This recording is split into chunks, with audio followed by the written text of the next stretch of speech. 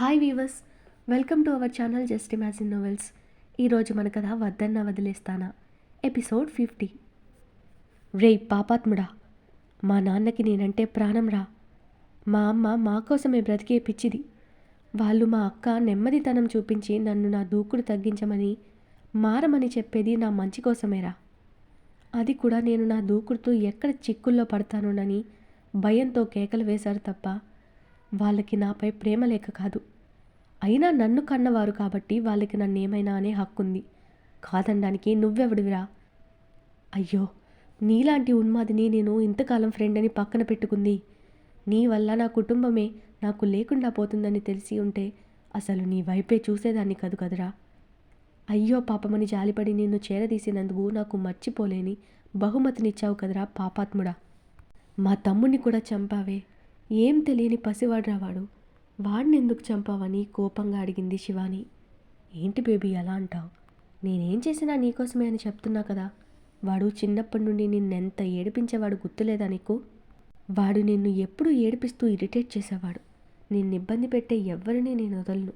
అందుకే చిన్నప్పుడు నువ్వు స్కూల్లో అల్లరి చేశావని నిన్ను కొట్టి ఎండలో నిలబెట్టిన ఆ టీచర్ని కూడా వదలలేదు. వాడు నిద్రపోతుంటే ఎవ్వరూ చూడకుండా వాడి తల మీద రాయితో కొట్టి కొట్టి చంపేశాను అని నవ్వాడు కౌశల్. వాడు చెప్తున్న ఒక్కొక్క మాట వింటుంటే తలతో పాటు తన చుట్టూ భూమి కూడా తిరుగుతున్న ఫీలింగ్ కలిగింది శివానికి. రే, నా తమ్ముడు నన్ను ఆట పట్టిస్తూ అల్లరి చేసేవాడురా. వాడు అలా అల్లరి చేసినా నేను వాడిని ఏడిపించని అదంతా సరదాగా చేసుకునేవాళ్ళం రా. దానికే వాడిని చంపేశావా? నువ్విలాంటి ఉన్మాదివి, సైకోవని తెలియక నా ఇంటికి తీసుకెళ్ళి మా వాళ్ళని నేనే నా చేజేతులా చంపుకున్నానే అని బోరుమని ఏడ్చింది శివాని. తన కోసమే వాడివన్నీ చేశానని చెప్తుంటే శివానికి తనని తానే తగలపెట్టుకోవాలనిపించింది. గుండెలవిసేలా ఏడుస్తున్న శివాని ముందు దీనంగా కూర్చుని, ప్లీజ్ శివ, నువ్వేడవకు. నువ్వేడిస్తే నాకు కూడా ఏడుపొస్తుంది. అదంతా అయిపోయింది కదా, ఇప్పుడెందుకు ఏడుస్తున్నావు? వాళ్ళని ఎందుకు చంపానో నువ్వు తెలుసుకుంటావని నీకు చెప్పాను. నీకు నేనున్నాను కదా. నీకు నేను, నాకు నువ్వు. చాలు బేబీ, నాకు ఆకలేస్తుంది, అన్నం పెట్టవా శివ అని దీనంగా అడిగాడు కౌశల్. శివానికి వాడి పిచ్చికి ఎలా రియాక్ట్ అవ్వాలో అర్థం కావడం లేదు. ఆ రోజు తనకి బాగా గుర్తు. తను వైజాగ్ వెళ్తుంటే నరేంద్ర శివానీని హెచ్చరించారు. అందరినీ గుడ్డిగా నమ్మకు శివ అని తండ్రి చెప్పడం తలుచుకున్న శివాని మనసులో, అంటే ఆ రోజు నాన్న చెప్పింది కౌశల్ గురించేనా? అప్పుడు తనకు అర్థం కాలేదు. కానీ ఆయనైనా క్లారిటీగా కౌశల్ గురించి నిజం చెప్పలేదు. ఆ రోజే తనకి నిజం తెలుసుంటే నా వాళ్ళని రక్షించుకునేదాన్ని కదా. ఎందుకు నాన్న నిజం చెప్పలేదని మూగగా రోధిస్తూ కన్నీళ్లు పెట్టుకుంది శివాని. పూర్తిగా ఏం జరిగిందో తెలుసుకోవాలి. తన తండ్రికి ఎలా కౌశల్ గురించి నిజం తెలిసిందో క్లారిటీ కోసం శివాని కళ్ళు తుడుచుకుని కౌశల్ వైపు చూసి, మా నాన్న అక్కకి నీ విషయం ఎప్పుడు తెలిసింది, ఎలా తెలిసింది, అసలేం చేసావు నాకు మొత్తం చెప్పు అని సూటిగా అడిగింది శివాని. అదే టైంకి దినేష్ కూడా తన గతం గుర్తు చేసుకున్నాడు. అసలేం జరిగిందని మనం తెలుసుకుందాము. టైం మిషన్ ఎక్కి 4 years వెనక్కి వెళ్దాం. శివాని ట్రిప్ వెళ్తున్న ముందు రోజు నరేంద్ర గారు శ్రీకి డ్రగ్ ఇచ్చింది ఎవరో తెలుసుకునే ప్రాసెస్లో కౌశల్ మీద ఎందుకు ఆయనకి మొదటి నుండి అనుమానంగానే ఉండేది. ఆ రోజు అతనే శ్రీని ఆ ఫంక్షన్కి తీసుకువెళ్ళాడు. శ్రీ మిస్ అయిన రోజు వాడు చాలా అసహనంగా ఉండడం గమనించారు నరేంద్ర గారు. అప్పుడు శ్రీ కనపడలేదనే టెన్షన్లో ఆయన ఆ విషయం అంతగా పట్టించుకోలేదు. కానీ తర్వాత వాడిని డీప్గా అబ్జర్వ్ చేసిన ఆయనకి కౌశల్ శివాని మీద చూపించే స్పెషల్ కేరింగ్ అసహనంగా అనిపించడం స్టార్ట్ అయింది. కౌశల్ కళ్ళలో శివాని మీద ఇష్టం, ప్రేమకి మించి మరేదో ఫీలింగ్స్ ఉన్నట్లు అనిపించింది. అలాగే అతను శ్రీ వైపు కోపంగా చూడడం కూడా గమనించారు ఆయన. విహారీని కూడా అలాగే కోపంగా చూసేవాడు కౌశల్. అతను ఎందుకు అలా డిఫరెంట్గా బిహేవ్ చేస్తున్నాడో డౌట్ వచ్చిన నరేంద్ర గారు కౌశల్ని సీక్రెట్గా ఫాలో చేశారు ఆయన. ఓ రోజు కౌశల్ గెస్ట్ హౌస్కి వెళ్తుంటే వెనకే వెళ్ళారు నరేంద్ర. అప్పుడే రోడ్ మీద దినేష్ బైక్ ఆపి కౌశల్తో గొడవ పడడం చూశారాయన. వాళ్ళ మాటలు వినడానికి ఆయన స్కూటీ దిగి వాళ్ళకి దగ్గరగా వెళ్ళి చెట్టుచాటుగా నిలబడి వాళ్ళ మాటల్ని విన్నారాయన. దినేష్ కోపంగా కౌశల్ని తిడుతూ, ఆ రోజు శ్రీని నా రూమ్కి పంపుతాను, ఆ తర్వాత అందరికీ మా మధ్య అఫైర్ ఉందని నమ్మించి తనతో మా మళ్ళీ చేయిస్తానని చెప్పా. నేను కూడా వెనక ముందు ఆలోచించకుండా, ఓ ఆడపిల్ల పరువు గురించి ఆలోచించకుండా ఓకే అని చాలా తప్పు చేశాను. కానీ ఆ రోజు శ్రీ మిస్ అయింది అని పోనీలే నా వల్ల తప్పు జరగలేదని సంతోషపడ్డాను. కానీ ఆ తర్వాత తెలిసింది నువ్వు తనకి ఏదో ఇవ్వకూడని ఎరోటిక్ డ్రగ్ ఇచ్చావని. ఎందుకిలా చేశావురా? దానివల్ల తను మరొకరికి సొంతమైంది. ఇప్పుడు అతడిని పెళ్లి చేసుకుంటుందంట. నీకు తెలుసు కదరా శ్రీని, నేను 3 ఏళ్లుగా లవ్ చేస్తున్నానని. కానీ ఇప్పుడు నువ్వు చేసిన పని వల్ల తను నాకు శాశ్వతంగా దూరమైపోయింది. నువ్వు చేసిన చెత్త పని అతను మంచివాడు కాబట్టి తనని వదలకుండా పెళ్లి చేసుకుంటున్నాడు. లేదంటే అతను తనని వాడుకుని వదిలేసుంటాడు. లేదా తనని ఆ స్థితిలో ఉన్నప్పుడు వీడియోలు తీసి బ్లాక్మెయిల్ చేసి తన లైఫ్ నాశనం చేసుంటే నీకు అర్థమవుతుందా ఎంత పాపాన్ని కొడిగొట్టావో? నిన్నూరికే వదలనురా అని కోపంగా అరిచాడు దినేష్. అతని మాటలకి కౌశల్ కన్నింగా నవ్వి తన కాలర్ పట్టుకున్న దినేష్ చేతిని విదిలించి కొట్టి, ఆ పాపు, నువ్వేదో పెద్ద ఉత్తముడిలా మాట్లాడకురా. నేను నిజంగానే నీకు హెల్ప్ చేద్దాం అనుకున్నాను. శ్రీకార్ డ్రగ్ ఇస్తే తనలో హై సెక్షువల్ ఫీలింగ్స్ కలిగి తనకు తానుగా నీతో పడుకుంటుంది. నువ్వు తనతో ఎంజాయ్ చేస్తావు. ఎటు నువ్వు పెళ్లి చేసుకోబోయే అమ్మాయే కదా. పెళ్ళికి ముందు ఎక్స్పీరియన్స్ ఉంటుంది. అలాగే తనపై నా కోసం కసి కూడా తీరుతాయి అనుకున్నా. కానీ నా ప్లాన్ మిస్ఫైర్ అయింది అని చాలా క్యాజువల్గా, అది పెద్ద మ్యాటరే కాదన్నట్టు చెప్పాడు కౌశల్. రే ఛీ, ఇంత నీచంగా ఎలా ఆలోచించావురా? తనని నేను లవ్ చేసి పెళ్లి చేసుకోవాలనుకున్నాను. తను అమాయకత్వం అంటే నాకు ఇష్టం. అంతేకాని ఆడపిల్లను అలా చేసి ఆనందించే రకం కాదు నేను. అయినా నువ్వెవరికి ఇంత ద్రోహం చేశావో గుర్తుందా? శ్రీ నీ ఫ్రెండు. అంతేకాక నీ బెస్ట్ ఫ్రెండ్ శివానికి తను అక్కరా. తన గురించి ఇలా చీప్గా ఆలోచిస్తావని కలలో కూడా అనుకోలేదు.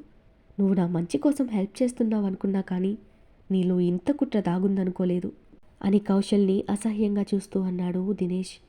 రేయ్ ఆపరా, అది నాకు ఫ్రెండ్ ఏంటి? అది నన్ను ఫ్రెండ్ అనుకుంది కానీ నేను అనుకోలేదు. అదంటేనే నాకు అసహ్యం. దాని మీద నాకు ఉన్న కసిని ఇలా తీర్చుకుందామనుకున్నా అంతే. ఇక శివాని అంటావా? నా శివ అంటే నాకు ప్రాణం. తన కోసమే ఏమైనా చేస్తానని చెప్తూ ఉన్మాదిలా మారుతున్న కౌశల్ అసలు రూపం దినేష్తో పాటు నరేంద్ర కూడా చూశారు. శివాని అంటే నీకు లవ్వా అని షాక్గా అడిగాడు దినేష్. అంత షాక్ ఎందుకు? తను నా ప్రాణం. తను నాకు పంచే ప్రేమ కోసం ఏదైనా చేస్తాను. మా అమ్మ తర్వాత నాకు అంతటి ప్రేమని పంచింది శివానే. తనే లేకపోతే నేనెప్పుడో పిచ్చోడినైపోయేవాడిని అన్నాడు కౌశల్. ఆ మాటలు వింటున్న నరేంద్ర గారికి విషయం అంతా అర్థమైపోయింది. రే, శివానికి నీ మీద అలాంటి అభిప్రాయం లేదు. నువ్వు చేసిందంతా తనకి తెలిస్తే నేను ఫ్రెండ్గా కూడా చూడదు. ఇక నువ్వు లవ్ అంటే చంపేస్తుంది. శివాని ఎదుట నీ అసలు రంగు బయటపెట్టి కనీసం తననైనా నీ భార్య నుండి కాపాడతాను. ఈరోజు శ్రీకి చేసిన ద్రోహం నువ్వెవరికైనా చేయగలవు. నువ్వు చాలా స్వార్థపరుడివి. నా ప్రేమ నాకు దూరం చేసినందుకు నీకు కూడా ఆ ప్రేమ దక్కదు. చూస్తూ ఉండు అనగానే అప్పటిదాకా దినేష్ మాటల్ని లైట్ తీసుకున్న కౌశల్ ఒక్కసారిగా సైకోలా మారిపోయాడు. కోపంగా దినేష్ మెడపట్టుకుని, నా శివాని నాకు దూరం చేస్తా అంటావా? అలా ఆలోచించిన నిన్ను ప్రాణాలతో వదలనురా అంటుంటే చూస్తున్న నరేంద్ర గారికి భయం వేసింది. వాడి కళ్ళల్లో కనపడుతున్న క్రూరత్వానికి ఆయన ఒళ్ళు జలధరించింది. కౌశల్ని నిలదీయడానికి ఒక్కడుగు ముందుకు వేసిన ఆయన కళ్ళ ముందే దినేష్ని కిందకు తోసిన కౌశల్ నిర్దాక్షిణ్యంగా పక్కనున్న రాయి తీసుకుని అతని తల మీద కసిగా మోదడం చూసి భయంతో నిలుక్కుపోయారు నరేంద్ర గారు. దినేష్ని కొడుతూ, నా ప్రేమని నా శివని నాకు దూరం చేస్తానంటావా? నాకు నా శివ దూరమైతే అందరినీ చంపేస్తాను. అది ఎవరైనా సరే అందరినీ చంపేస్తానంటూ ఉన్మాదిలా అరుస్తూ దినేష్కి తనని తాను కాపాడుకునే ఛాన్స్ ఇవ్వకుండా అతని తల మీద కొట్టి కొట్టి అతన్ని రక్తం తన మొహం మీద చిమ్ముతుంటే కౌశల్ చూడటానికి సైకోలా కనపడ్డాడు. స్పృహ కోల్పోయిన దినేష్ని లాక్కుంటూ వెళ్ళి దినేష్ బైక్ మీద పడేసి బైక్ స్టార్ట్ చేసి దూరంగా తీసుకెళ్లడం చూసిన నరేంద్ర గారు అక్కడి నుండి ఫాస్ట్గా వెనక్కి వెళ్ళిపోయారు. కానీ ఆయన గమనించలేదు. కానీ వెళ్తున్న కౌశల్ తన బైక్ మిర్రర్లో వెళ్తున్న ఆయన్ని చూశాడు. దినేష్ని బైక్ మీద తీసుకువెళ్ళి కాస్త లోయ లాంటి ప్లేస్లో చూసి అక్కడ బైక్ యాక్సిలరేటర్ ఫుల్గా రైజ్ చేసి బైక్ వదిలి ఒక్కసారిగా పక్కకు జంప్ చేసి తప్పించుకున్నాడు కౌశల్. చిన్న చిన్న గాయాలతో బయటపడినా అక్కడి నుండి ఫాస్ట్గా వెనక్కి వచ్చేశాడు కౌశల్. అప్పటికే చీకటి పడడంతో ఎవరూ అతన్ని చూడలేదు. కంగారుగా ఇంటికి వచ్చిన నరేంద్ర గారు కాత్య కాత్య అంటూ భార్యని కేకలేశారాయన. ఏంటండి అంటూ వచ్చిన ఆమెని చూసి, త్వరగా మనవి పిల్లలవి బట్టలు సర్దు, ఊరు వెళ్ళాలి అన్నారు. ఊరా? ఏ ఊరండి? మనకెవరున్నారు అందయోమయంగా. అబ్బా కాత్య, ప్రశ్నలాపి చెప్పిన పని చేస్తావా లేదా అని కోపంగా ఆయన అరవగానే ఎప్పుడూ లేంది ఆయనలో అంత కోపం చూసి మారు మాట్లాడకుండా లోపలికి నడిచిందావిడ. నీరసంతో పడుకుని ఉన్న శ్రీ తండ్రి కేకలకి ఏమైందోనని బయటకొచ్చింది.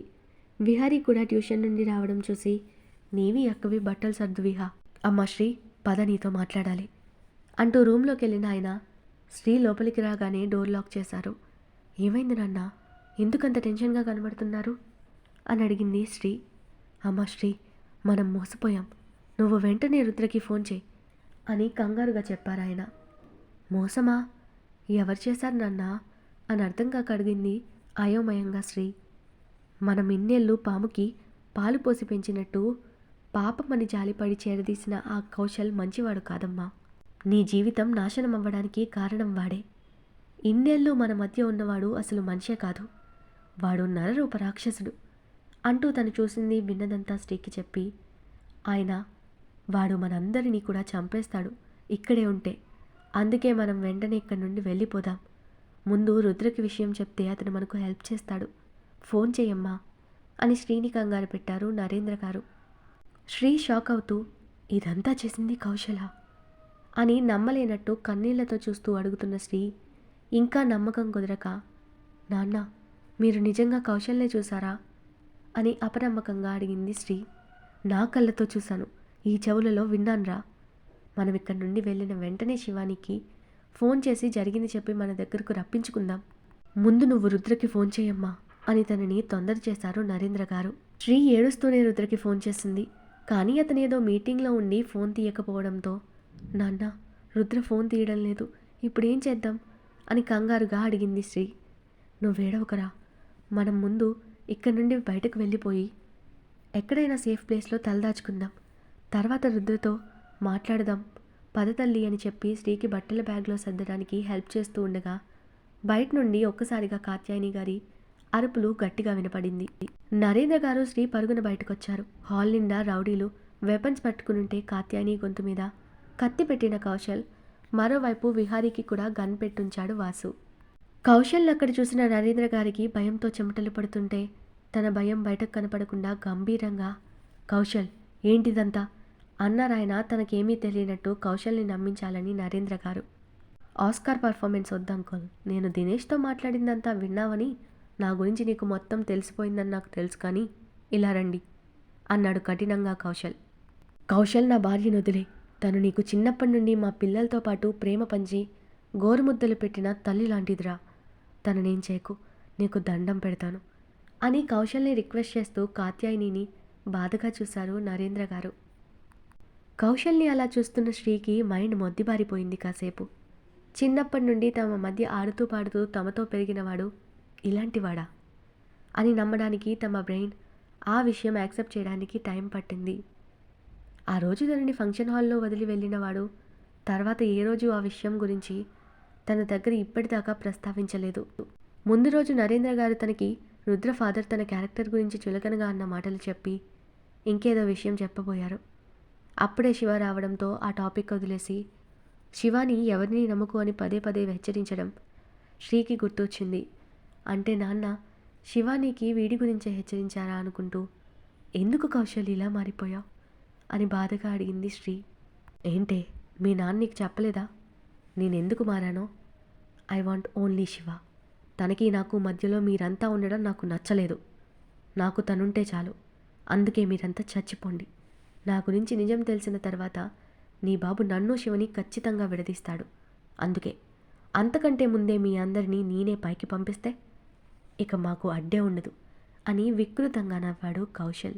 ముందు నా పనవ్వని బాస్, తర్వాత మీ పంచాయతీ చూసుకుందరు అన్నాడు వాసు మధ్యలో కల్పించుకుంటూ. నరేంద్ర గారు అప్పుడే వాసుని గమనిస్తూ, రే నువ్వు కూడా వీడితో కలిసిపోయావా? మీకేం ద్రోహం చేశామని ఇలా మమ్మల్ని బాధ పెడుతున్నారు? నీకు వీడికి ఏంటి సంబంధం అని ప్రశ్నించారు నరేంద్ర గారు. నీకన్ని విషయాలు చెప్తా ఉండరా ముసలోడా, అంత ఆత్రం దేనికి అని వెటకారంగా అన్నాడు వాసు. రే మా నాన్నని మర్యాద లేకుండా మాట్లాడితే చంపేస్తా అన్నాడు విహారీ వాసు చేతిలోంచి గింజుకుంటూ. వాసు కోపంగా విహారీ జుట్టు పట్టుకుని, ఏంట్రా హాఫ్ టికెట్గా నువ్వు చేసేది? మూసుకుని ఉండకపోతే నీ పీక కోసేస్తానన్నాడు గన్ వాడి కణతకి ఆనిస్తూ. వద్దు బాబు, వాడినేం చేయొద్దు, వాడు పసివాడు అని దండం పెట్టారు భయంగా నరేంద్ర గారు. కళ్ళ ముందు జరిగేది చూస్తూ భయంతో ఏడుస్తున్న శ్రీని చూసి, ఏయ్ ఇలా రా అని పిలిచాడు వాసు. భయంగా అతని దగ్గరికి వెళ్ళిన శ్రీని చూస్తూ, మా రుద్రని వలలో వేసుకుని మా ఇంటికి కోడలివై మహారాణి నవ్వాలని బాగానే ఆశపడ్డావు. నీకెప్పటికీ ఆ స్థానం దక్కదు. మీ వాళ్ళు ప్రాణాలతో కావాలంటే నేను చెప్పింది చెప్పినట్టు చేయి. రుద్రకి నీకు ఎప్పటికీ పెళ్లి జరగదు, అర్థమైందా అంటూ విహారీని రౌడీకి అప్పగించి శ్రీ జుట్టుపట్టి తన దగ్గరకు లాక్కుని ఓ పేపర్ తన చేతిలో పెట్టి ఇందులో ఉన్నది ఉన్నట్టు నువ్వు రుద్రకి వాయిస్ మెసేజ్ చేయాలి అని చెప్పిన వాసు ఆమె ఫోన్ కోసం అడిగాడు. శ్రీ ఏడుస్తూనే తన చేతిలో ఫోన్ని వాసుకిచ్చింది. Vasu message voice record on చేస్తూ, చెప్పింది గుర్తుందిగా, ఆ పేపర్లో ఉన్నది యాస్టీస్గా చెప్పాలి. చిన్న తేడా వచ్చినా నీ తమ్ముడు తలలోకి బుల్లెట్ దిగుతుంది అని బేస్ వాయిస్తో బెదిరించాడు వాసు. శ్రీ భయంగా, వద్దు నా తమ్ముడు నేను చేయకండి, మీరు చెప్పమన్నదే చెప్తానంటూ తన గొంతులో బాధని దిగమింగుతూ తన వాళ్ళ కోసం మనసుని రాయిని చేసుకుని వాసు ఇచ్చిన పేపర్లోని మ్యాటర్ని వాయిస్ మెసేజ్లో రికార్డ్ చేసి వాళ్ళ కళ్ళ ముందే రుద్రకి ఫార్వర్డ్ చేసింది శ్రీ. వెంటనే వాసు ఆ ఫోన్ని లాగేసుకుని నేలకేసి పగలకొట్టాడు.